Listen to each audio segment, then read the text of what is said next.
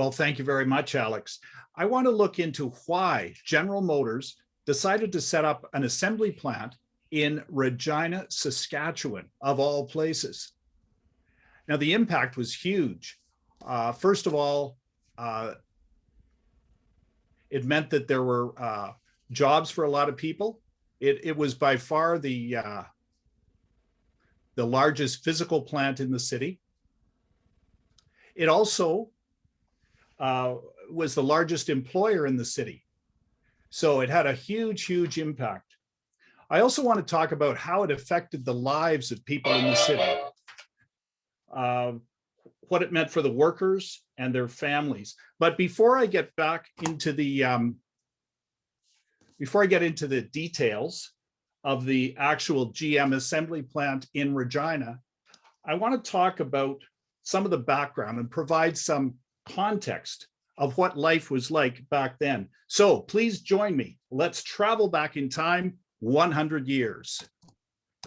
Things changed dramatically during the 1920s. Canada was booming. There were jobs. There was money. There were new technologies, including home appliances, radios, and the movies. Women's roles were changing. Women in the 20s were more likely to drink, smoke, vote, and work outside the home compared with their mothers. Cities were growing dramatically as people were leaving farms. Travel and tourism took off thanks to the automobile and the airplane. General Motors of Canada expanded its Oshawa plant in 1926. GM had 5,000 employees by 1928 and was turning out a new car every minute. That's when GM opened a new plant in Walkerville, now part of Windsor, Ontario.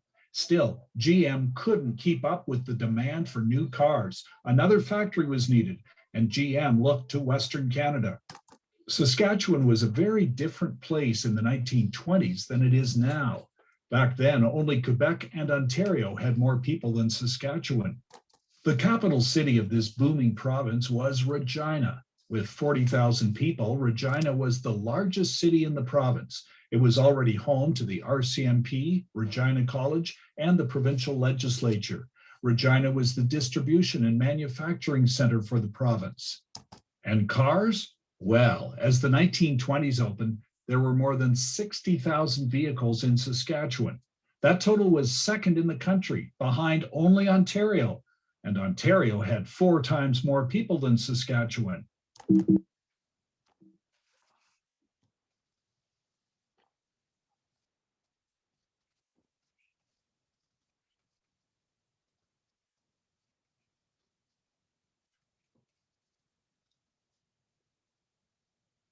I'm sorry, we seem to have a technical issue at the moment. However, we will rectify that.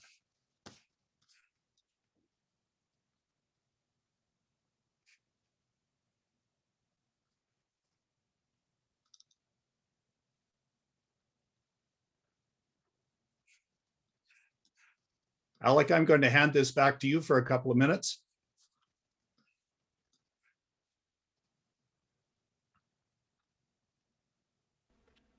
Okay, sorry about the technical issue, folks.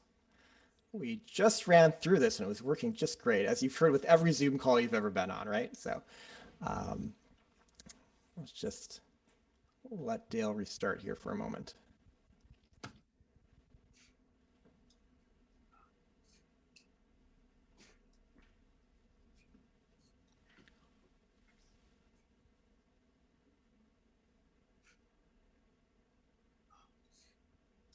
Alec, why don't you tell them a bit more about the book? And I can certainly tell you about the 67X. Yes. Which is the next topic you're going to present for us at some point in the future, hopefully.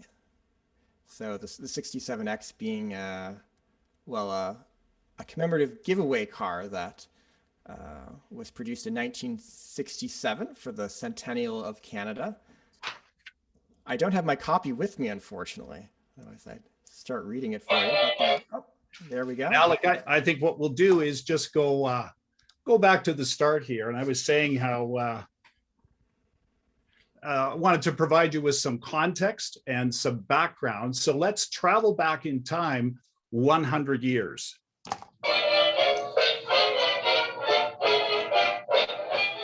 After the Great War, a pandemic, and a depression in the late teens, things changed dramatically during the 1920s. Canada was booming. There were jobs. There was money. There were new technologies, including home appliances, radios, and the movies. Women's roles were changing.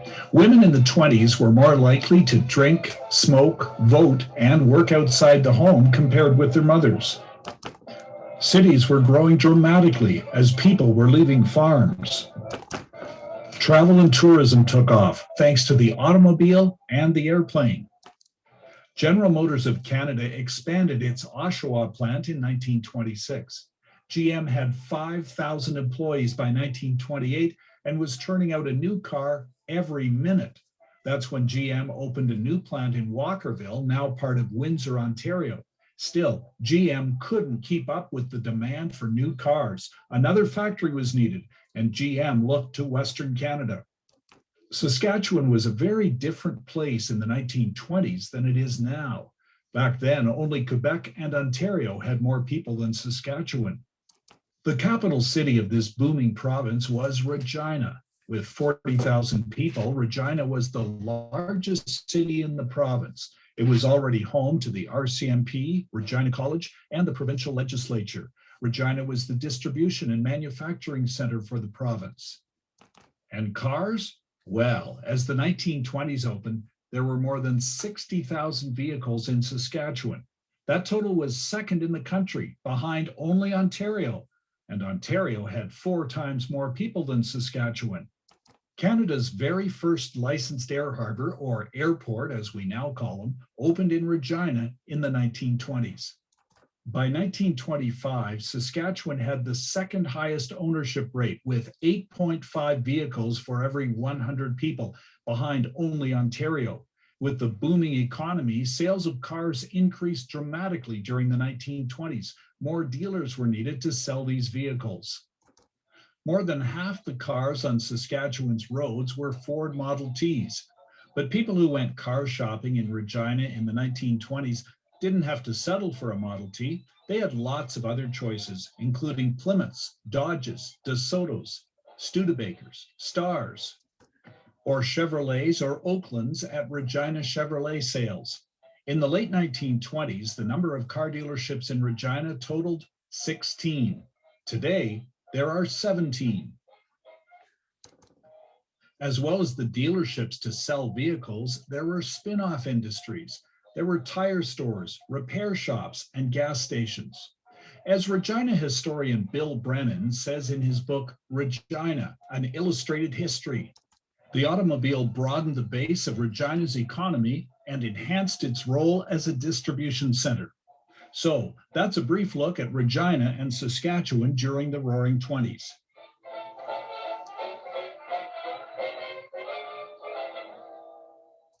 Now I want to tell you about one of the 40,000 residents of Regina in the late 1920s. James Henry Dillon was born in Ireland in 1893. When he was a teenager, he and his brother emigrated to Minnesota, where they worked in their uncle's hat factory. Jimmy Dillon later moved to Canada and settled in Regina, where he landed a job at Spears Funeral Chapel looking after the vehicles. He liked all things mechanical, especially automobiles. When war broke out, Dillon signed up and joined the Royal Canadian Naval Reserve.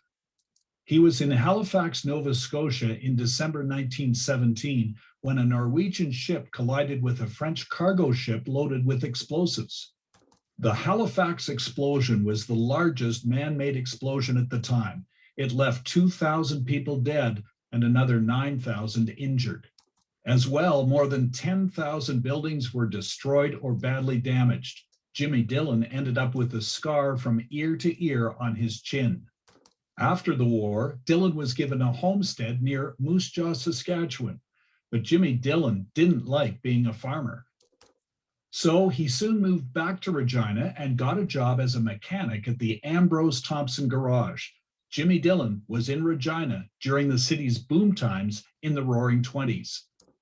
Ladies and gentlemen, I'm very pleased that joining us tonight right here is that time traveler, Jimmy Dillon. So let's welcome this time traveler. Hello, Jimmy. Now, you lived in Regina during the 1920s when it was a real boom town, like 1927, the Hotel Saskatchewan was built. You saw that go up. 1928, new airport was built. Regina has passenger and mail service by air.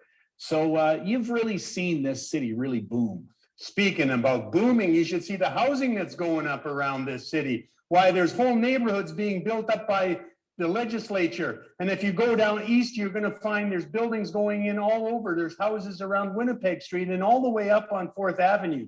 But I'll tell you what the biggest news is. June, General Motors announced that they were opening an assembly plant right here in Regina. It's going to be huge. Why, we're going to be making cars for all across Western Canada. Why, just the other day, I read the Morning Leader and it said that there was over 50 factories and warehouses in the city, and that the building permits have exceeded those that happened after the 1912 cyclone. And that was a time when the city was being rebuilt. Well, I'll tell you, things are really booming. So it sounds like you're pretty settled in this boom town. Oh, I'm settled and I'm getting more settled. Why, I'm 35 years old and it's about time. The big news for me is I'm getting married in November 12th, 28. Well, congratulations. Tell us more about the bride-to-be. Her name is Edith Mildred Boyd. Everybody calls her Mildred. Why, she's from Duval, a pretty little town 55 miles straight north of here. Her father runs the general store and her mother's a seamstress. Would you like to meet Mildred? Oh, yeah, that'd be great. So please join me in welcoming another time traveler, Mildred Boyd. So Mildred, congratulations. We've just heard the good news that you're marrying this fine young man next month. Yes, that's right. Once we're married, I'm going to give up my position as a school teacher so I can stay home and look after my Jimmy, my tall, handsome Irishman. You know, he asked me to marry him 3 times. And the first time he asked me, I thought, well, he was much too old. He's 13 years older than I am, you know. And then a while later, he asked me again, but I said no again. So you've said no twice? That's right. You know, I think some girls, they get married too young, but not me. I thought I really wanted to do things like teach. And like I even went up in an airplane ride not that long ago. Oh, yeah. It was so amazing to fly like the birds. And not many people have gotten to do that. Some people don't even believe I have, but it's true. A woman that I work with at the school, a teacher, her brother, he has an airplane and he took me to Moose Jaw one day. And another time we went to Saskatoon. Anyways, I'm getting carried away with my traveling stories. You asked me about my wedding. Such a special day for any gal. Well, the 3rd time that Jimmy asked me to marry him, I figured I'd better say yes before I became an old spinster school teacher. Jimmy's got a great job. He can fix nearly any car. And you know, he just put a down payment on a nice little house in the new area of Regina over on 4th Avenue in Argyle. And you know, I think one day he'll make a wonderful father. We're so lucky to be in love and to live in Regina in the 1920s. Well, thank you, Mildred. Thank you, Jimmy. And thank you for traveling through time to share with us what Regina was like during the boom times of the 1920s. Bye now. The GM facility Jimmy talked about is still standing today at the corner of Winnipeg Street and 8th Avenue. When it was built in 1928, the Regina office building was strikingly similar to the one that had been built in Oshawa just a year earlier in 1927. GM spent months considering various locations for a plant in Western Canada. The idea wasn't entirely new in the auto industry. In the teens, Ford had built assembly plants in Winnipeg and Vancouver. It was front page news on June 1st, 1928, when GM announced it was building a new $1 million plant in Regina. It was the largest factory in the city with 330,000 square feet, or about 30,000 square meters. GM selected Regina for several reasons. The central location meant that Regina-made cars could be shipped to the 4 Western provinces under the slogan, Western Made for Western Trade. Another reason for choosing Regina? Sales of GM products were higher in Saskatchewan than other parts of Canada. A third reason was a source of labor, specifically farmers idle during the winter. GM bought 38 acres of land from the city of Regina at $1,000 per acre. The Morning Leader newspaper reported, "It was a big day.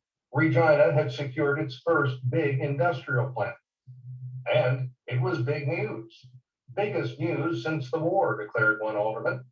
"Biggest since the cyclone," exclaimed another. And it was big news, the most constructive announcement made in years. GM President Sam McLaughlin made the train trip from Oshawa to Regina to finalize the deal with city officials. McLaughlin told the newspaper he was optimistic about the prospects for future growth in Western Canada. He said GM was demonstrating that optimism in the very practical form of a decision to spend $1 million on this Regina plant in anticipation of an ever-increasing market throughout the West for Canadian-built automobiles. Then there was a ceremony where McLaughlin turned the sod for the start of the work on the plant. The Morning Leader reported, Mr. McLaughlin was handed a spade and with a vigorous push of his foot, sent the implement deep into the earth, turning over quite a generous amount of earth. After chatting a few moments, the party entered their cars and drove to the train depot. Construction work lasted throughout the summer of 1928. There were jobs for hundreds of people. Many of the senior staff were transferred from Oshawa to Regina. The new plant officially opened on Tuesday, December 11, 1928, with a target of producing 30,000 vehicles every year. There were jobs for 850 people. At the time, Regina had a population of 40,000. With a population today of more than 200,000, the impact would be like a new plant today with about 4,500 jobs. Welcome, General Motors is the title of a 24-page supplement to the Morning Leader on December 11, 1928. The section opens by calling the GM plant the most important announcement for Reginans since the war. The announcement meant a giant industry for Regina. It meant the employment of 850 workers. It meant the coming of other industries and other workers. Since that time, a dozen new industries have located in Regina. The year has been one of unusual importance to Regina, and important development hinges on the coming of General Motors. The section includes articles about the construction of the plant, how the cars will be assembled, and the state of the auto industry in Canada.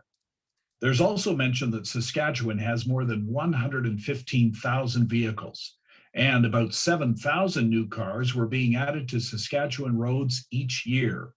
That means about 20 cars were sold every day in Saskatchewan. The late 20s were indeed booming and prosperous times in Saskatchewan. With production getting underway, there were lots of new jobs for people in Regina. Sam McLaughlin returned to Regina for the official opening in December of 28.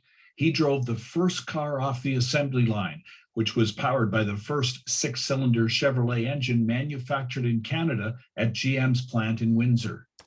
Later in the day, at the new Hotel Saskatchewan, after a parade through downtown, there was a civic reception.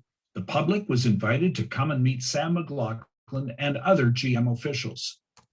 An editorial entitled Motor Car Headquarters of the West proclaimed that Regina now becomes the Oshawa of the West. The newspaper also said, the coming of the General Motors plant has already worked something of a transformation in the city's life. It has quickened trade and industry generally. It has quickened the community's whole life. There's a new spirit in the air, a note of buoyancy and optimism on a scale greater than before. Sam McLaughlin told the Morning Leader the plant demonstrated the optimism GM had in the healthy financial condition of the West, and added, although the plant is located in Regina, we feel it will benefit the West as a whole, particularly in turning the eyes of Eastern manufacturers towards the industrial possibilities of the West. as well as the distribution of hundreds of thousands of dollars in wages and in better service to the purchaser of cars. In a full-page ad by General Motors of Canada, the automaker said, head offices and factories, Oshawa, Ontario, factories at Regina and Walkerville. The ad also said, Regina has become Western Canada's Motor City. The Regina-made vehicles were different in some ways from those made in Oshawa. For example, Regina-made 1929 Chevrolets had spoked wheels, while the Oshawa versions had solid wheels. The GM plant had a tremendous ripple effect on the Regina economy. Related businesses built factories near the GM plant to make glass, paint, and batteries. As well, houses and apartments were built for workers. Business people opened new shops and restaurants near the GM plant. GM built a posh new dealership in downtown Regina to show off its new products. That red brick building is still standing and now is used for offices.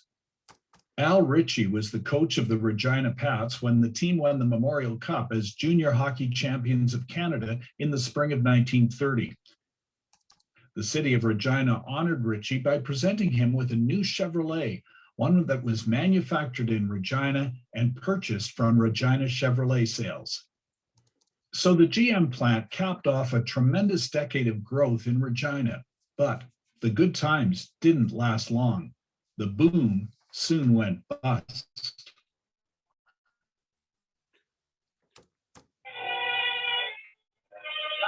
is bare, gloom and misery everywhere, stormy weather. When the stock market crashed in October 1929, the Regina plant had been open for less than a year. Then came the drought, devastating the crops in Saskatchewan.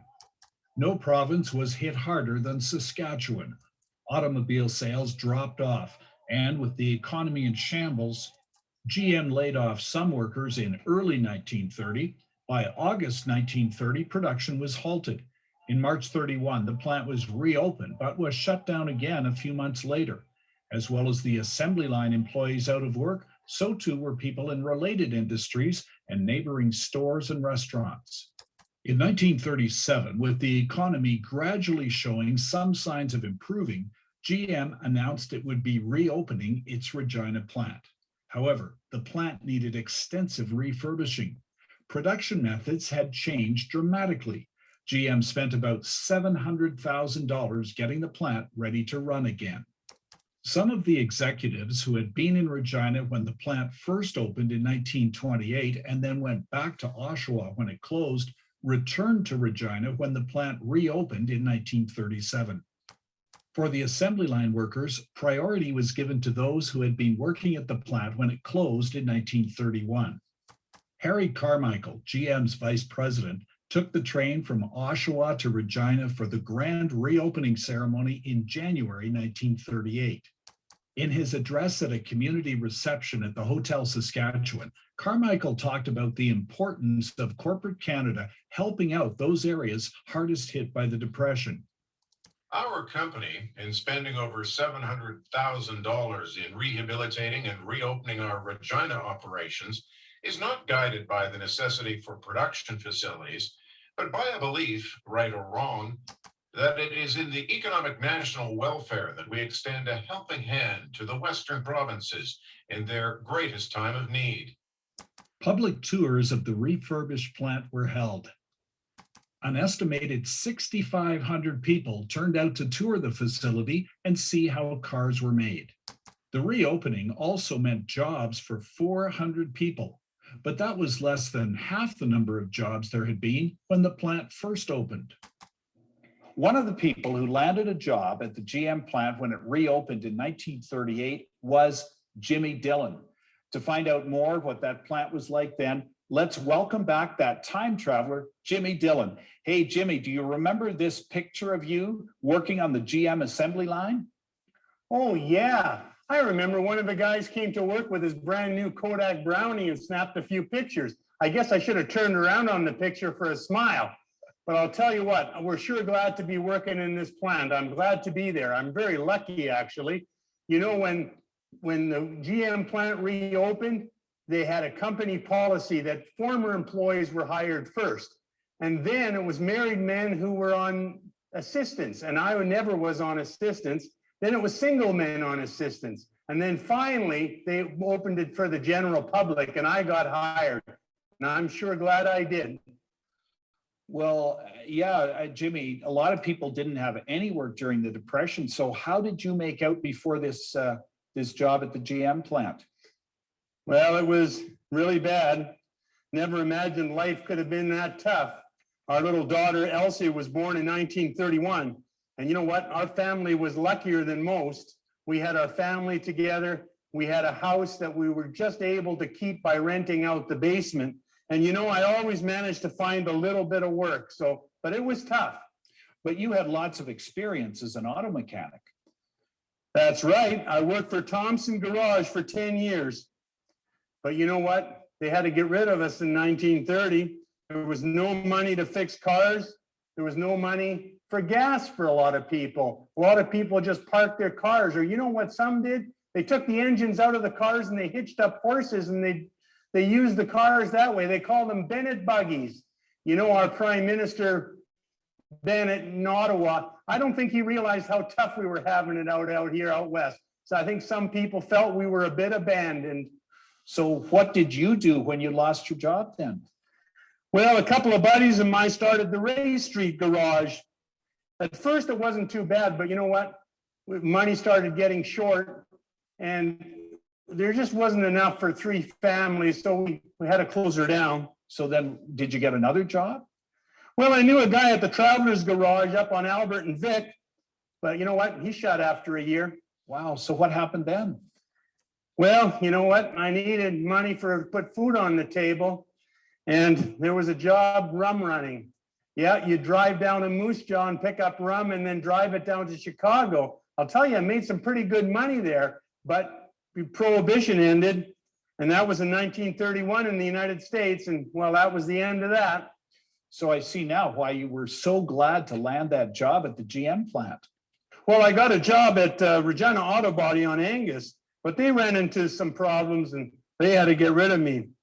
And the next year I went over to Honer Auto Body at Albert and Vic. I was glad for the work, but each job paid a little bit less. I was actually down to $4 a week. Well, you can barely keep a family fed on that. Well, I see now why you were so glad to land this job at the GM plant. The best part, I'm earning $24.20 a week. Wow, and I understand that's a huge change. I understand that's because of the union, the United Auto Workers. They had a sit-down strike in Flint, and then that really changed the auto industry where most people were unionized, and those new contracts also covered workers in the Canadian plants in Oshawa and Windsor and right here in Regina. And I'll tell you what, we're building new Buicks, Chevs, Olds, Pontiacs. We're also doing trucks, Chev and Maple Leaf trucks right here. You know, I didn't like much working at my uncle's hat factory in Minnesota, but things are different now. I've got a family, I'm making money, and instead of hats, I'm making cars. Hey, I got to get to work. Okay, well, Jimmy, thanks for joining us and telling us what the GM plant was like in the 30s. When the GM plant reopened, the Leader Post newspaper said, Located in the center of the populated area of the Prairie West, Regina is ideally situated as a distribution point for the products of General Motors. Western points, which had formerly had to wait for shipment of new model cars from the Oshawa plant, will now receive them with less delay, with delivery from Regina. as the jobs returned, things were looking good. Life was getting better in Regina in the late 1930s. Certainly not as good as the 1920s, but far better than the early 30s. But everything was about to change.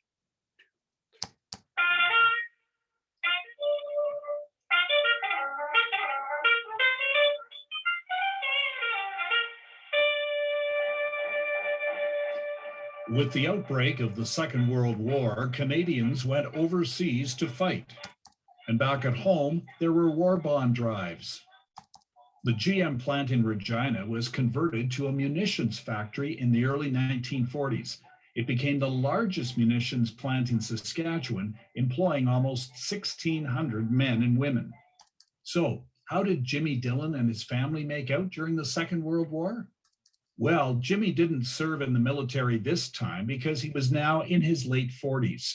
He had already left GM when it was converted into a munitions plant. Dillon had landed a job as a mechanic servicing grain elevators with Saskatchewan Pool Elevators, the forerunner of Viterra. That's when real job stability began. The Dillon family added a son, Jim, in 1940. And the family moved into a larger home in 1956 on Elphinstone Street. Dillon stayed at the wheat pool for almost 20 years. He retired in 1958. Now, to catch up on what's been happening, let's welcome back a time traveler from several decades ago, Mildred Dillon. By the way, Jimmy Dillon died of a heart attack at the age of 69 in 1962. Hello, Mildred. That was a long time ago, more than 40 years ago, since my Jimmy died. He died in the summer of 62. That was when the doctors were on strike. How could the doctors be on strike? My Jimmy liked working at the wheat pool. He'd drive around southern Saskatchewan fixing grain elevators. It was about that time that we had our second child, Jim, in 1940. Elsie was 9 then. She was such a wonderful big sister. I'm so thankful for my tall, handsome Irishman and my 2 lovely children. And Mildred, tell us about your kids. First, your daughter, the eldest, Elsie. Elsie married and moved to BC just after her dad died. She had 2 children, Patricia and Chuck. They're the only 2 grandchildren I have. I love my grandchildren. They're so special. My granddaughter, Patricia, worked in that big Cornwall center in the 1980s. And when she'd get to talking with her customers, they'd tell her how they knew her grandpa. And they would say, "Grandpa fixed my car." But you know, Grandpa might have even built their car. My Jimmy. And how about your son, Jim? Jim went to university in Vancouver. He got a law degree. He worked all over. He worked in Vancouver, Ottawa, and Calgary. He even worked in the Middle East. That's where he met that nice Noella. And they got married. And what are they up to these days? Well, Jim is retired with Noella in Australia. Ah, well, thank you very much for sharing those stories with us, Mildred. By the way, Mildred Dillon died at the age of 96 in 2003. After the war ended and the return to peace was celebrated, a lot of people in Saskatchewan were hoping that GM would reopen the plant. They wanted Regina to again be Western Canada's Motor City and turn out Buicks, Chevrolets, Oldsmobiles, and Pontiacs, as well as Chevrolet and Maple Leaf trucks for all of Western Canada. But it never happened. Automobile production techniques and distribution methods had changed dramatically from the time the plant opened in 1928. It simply no longer made sense to build vehicles in Regina for the 4 Western provinces. The government offered the plant back to GM, but the automaker turned down the offer. It was then used as a supply depot for the Department of National Defense. Later, it was taken over by the provincial government and subdivided into a number of businesses. Later, the city of Regina owned it. The factory portion now is vacant, while the office building is still home to many small businesses. Regina's big dreams of becoming Oshawa West came crashing down when the Depression hit and then ended for good after the Second World War. At the Canadian Automotive Museum in Oshawa, the Regina GM plant is part of a display about the historical significance of the city of Regina in the Canadian automotive industry. There's even a Regina-made Chevrolet on display. The office building that was once home to GM in Regina is still standing and now is home to a variety of businesses and organizations. One can only imagine what might have been. If there wasn't the Great Depression, if there hadn't been the Second World War, Regina might still be known as Western Canada's Motor City. I'd like to thank many people and organizations for helping with this presentation. I'd like to make a special thank you to Jimmy and Mildred Dillon's granddaughter, Pat Newson of Vancouver, and Jimmy and Mildred's son, Jim of Brisbane, Australia. Pat and Jim provided many of the stories, details, and images presented, and this story would not have been possible without Pat and Jim.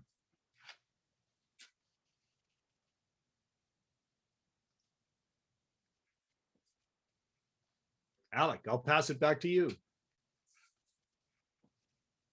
Well, thanks so much, Dale. It was a wonderful presentation. I just want to mention, I just saw in the comments that Pat Newson is actually joining us tonight. So if anyone has any questions about Jimmy Dillon and family, I think we can get those answered as well. So always good to have special guests with us on these calls. That's wonderful. Pat, thank you for all your help with this and all of the images and all of the stories. I really felt like I got to know your grandfather and your grandmother. So thank you, Pat.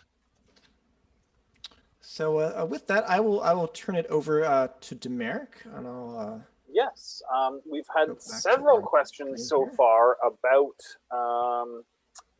early or the ownership records, distribution records, and production orders, Dale, and as to whether they still exist in some form that might be accessible.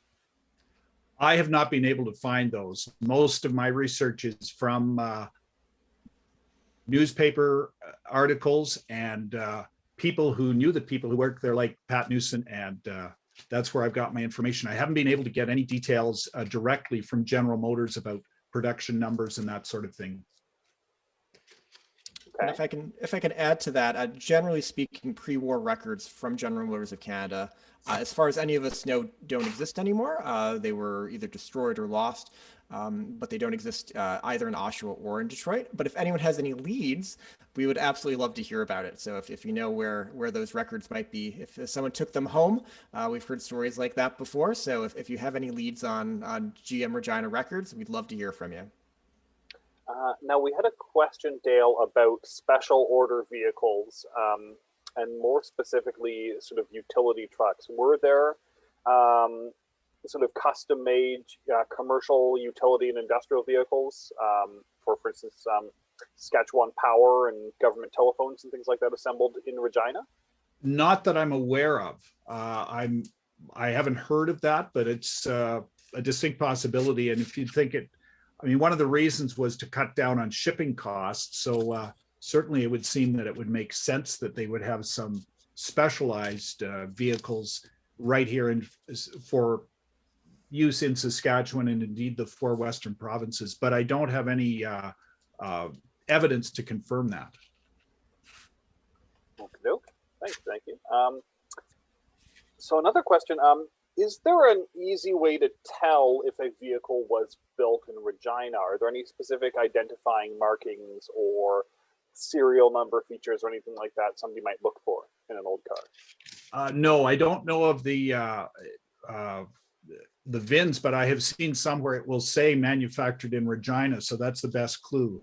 And I think a lot of people may not exactly be sure of the dates. You know, they may say, oh, well, I have a 35 Chev, it must have been made in Regina. Well, no, at that time, the plant was closed down. So that's the easiest way to think of the years of when this was produced, because production stopped in 31 and was in March of 31 until December 37. So anytime in that area, they were not made in Regina because the plant wasn't open and they weren't making any vehicles. But if you look right at the tag, it will likely say if it was made in Regina. Just a second here. Oh yes. Question. Somebody heard you mention a test track on the roof in one of your interviews recently. Can you expand on roof test tracks or a Regina test track roof? Well, there were test track roofs, not at the Regina plant, but there was at the Ford plant in Toronto at DuPont and Christie. That building is still standing. And in Ford Times in 1914, there was an article about how it had extra strength so that the roof could have a test track, and they had special brickwork on the roof to provide for the test track. The GM plant in Regina, the test track was on the ground just to the northwest of the building.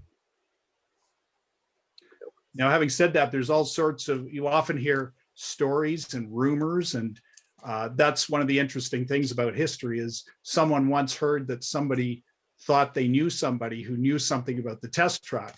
That's how a lot of these stories get started. So it's nice when you can find evidence from journals like Ford Times about the test track on the roof of the Ford plant in Toronto.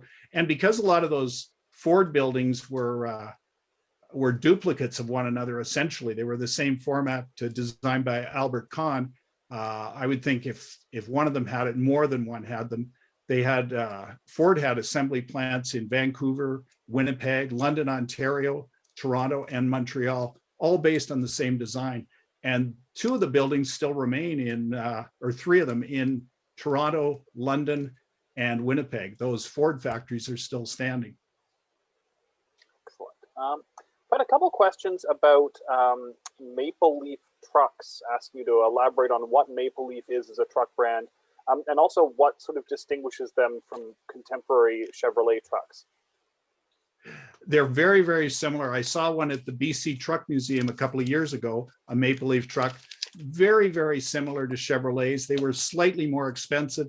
The main difference is the different badge. The Chevrolet badges are not there. Instead, there's a Maple Leaf badge. And these were trucks that were sold only, but they were made at the Regina GM plant. Speaking about badging, somebody wants to know if individual parts, like for instance the firewall on a car or truck being stamped with Regina, does that usually mean that the entire rest of the vehicle was built there, or how much exchange of parts was there? Well, from my research, it seems that the longer the plant was up, the more they were building pieces for the cars right in Regina. They said they didn't want to just be an assembly plant, which is more of the approach Ford took. Now, I don't have a specific year breakdown of what the content was each year, but you know, there was a battery plant, a paint factory, and a glass factory that were built right near the GM plant, and some of those buildings are still standing. So as time went by, they were able to get more and more Regina and Saskatchewan made products and produced a greater percentage of these cars. Now, as I say, I don't have specifics of what year, what percentage was, but certainly it increased as time went by. The idea was to make these a Regina manufacturing facility rather than just an assembly plant with the parts shipped in from Oshawa and Windsor. Okay. Somebody's asking how the cost of cars manufactured in Regina would compare to the cost of cars manufactured in Oshawa, and also why there was so much car ownership in Saskatchewan on the prairies in general. Well, let's take the last one first. The high ownership, partly it was a very booming, prosperous province. Farmers were rich in the 20s and they had money to spend. The other reason was the cars were very beneficial on farms. In fact, Henry Ford's first idea of the automobile was to help farmers. He grew up on a farm and didn't like the drudgery of farm work and thought, wouldn't it be great if there was some device to reduce that drudgery? So he originally thought cars would be great to help out farmers. So farmers were, I think, early adopters of automobiles, and indeed they were used to other mechanical devices. So with the large number of farmers and the fact that they were so prosperous in those days, that's why the ownership was so high in Saskatchewan. And sorry, can you repeat the first question? How the prices of vehicles made in Regina would compare at all to prices of vehicles made in Oshawa, or was there any difference at all? My research is that they were very, very similar. And in fact, one of the advantages was the lower shipping costs. So this was often cited as a reason that they would reduce the shipping costs. So if there were other higher costs associated with, like I mentioned, the spoke wheels versus the wooden wheels, they would sort of balance out. So I think the prices were very similar across the country. Okay, just a second. Someone else would like to know, how long did Jimmy end up working at the plant? Oh, he was only there a couple of years because he had got this job with the wheat pool. So I think it was 1 to 2 years. So he wasn't there too long, but certainly made a difference in his lifestyle, because he was down to $4 a week on some of these jobs. He changed jobs frequently throughout the 30s, like many people did. So to go up to $24 a week would have really changed his lifestyle. And then the wheat pool would have offered even more job security. So, but he only worked at the plant for a year or two, from my research. Now, Pat may have more specific information on that, but that's the information I've got. Going back to the cars themselves, why did they use spoked wheels so consistently out on the in the prairies? Why not other variants? I have not been able to find a definite answer to that. It seems to be it was just one of those differences. Maybe they were better in the mud and gumbo. I don't know, but I don't have a definitive answer. Sometimes too, there's just it may have just been a preference that maybe the market was stronger for spoked wheels. Who knows? I mean, there's a variety of consumer products that do better in one part of the country than other parts of the country. And I suppose if they knew that wire spoked wheels did better, they would make cars with wire spoked wheels. But I don't have a definitive answer to that. Okay. Another question about sort of the plant itself and the variants of vehicles made there. Given that Regina had its own paint supply, did the cars it produced come in different colors than those available in Oshawa, or was it all sort of the same swatches, shall we say? I'm not sure. I don't know for sure. No, I haven't seen anything to indicate that there were different colors. So that would lead me to think probably they were the same colors, and probably they were standardized as part of the corporation. But again, there may have been local differences like the spoked wheels.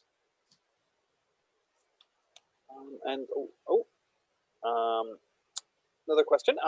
Did General Motors Regina ever export to the US, or were the cars solely destined for use in Canada? I believe they were solely destined for Western Canada. I have seen nothing that indicates that any of the vehicles made in Regina ever went to the US of A. I can add to that very few cars built in Canada in the 1920s, generally speaking, were ever exported to the USA as well. It was very, very much part of the empire at that point.